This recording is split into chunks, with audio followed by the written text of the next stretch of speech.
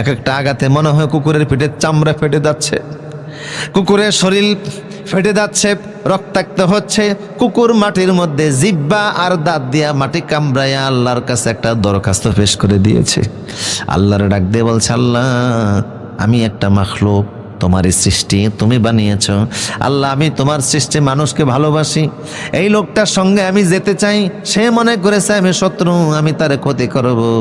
তারা তো জানে না তারা যেমন ইমানদার, আমরা সকল প্রাণীরাও তো ইমানদার।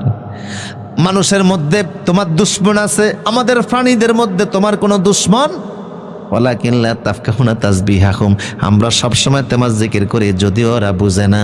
আল্লাহ আমার জবান খুলে দাও, আমি একটু মনের কথা বলি। আল্লাহ কুকুরের বক্তব্য অনুযায়ী তাৎক্ষণিক তার জবানটা খুলে দিলেন। কুকুর বলছে, বন্ধুরা কেন আমার দুশ্মনে মনে করো, পারলে উপকার করবো, না পারলে কোনো ক্ষতি করব না। কুকুরের কথা শুনে যুবকরা অবাক হয়ে গেল, পাইলাম আরেকজন সাথী। এবার সবাই মিলে রওনা শুরু করেছে। আমার ভাইরা কিছুক্ষণ পরে দেখে পূর্ব দিক থেকে সূর্য উঠবে ভাব। পূর্ব কোন দিকে?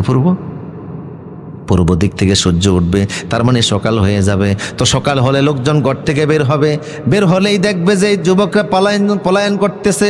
পলায়নরত যুবকদেরকে ধরে সরকারের হাতে দিবে। এখন কি করা যায়? সকাল যেহেতু হয়েই যাচ্ছে, এখন আর হাঁটা যাবে? আর আমরা তো এখনো দেশের সীমানা ক্রস করতে পারিনি, এখনো দেশের মধ্যে আছি, কি করা যায়? 7 নম্বর যুবকটা পরামর্শ দিলে, বন্ধুরে এখানে একটি পাহাড় আছে, চল এই পাহাড়ে গিয়ে আমরা একটু আশ্রয় নেই। এই পাহাড়ে সাধারণত মানুষ আসে না, আমি মাঝে মধ্যে গরু ছাগল চড়াতে আসি। পাহাড়ের ভিতরে সুন্দর একটি গুহা আছে, চল এই দিনটার জন্য আমরা গুহার ভিতরে আশ্রয় নেই।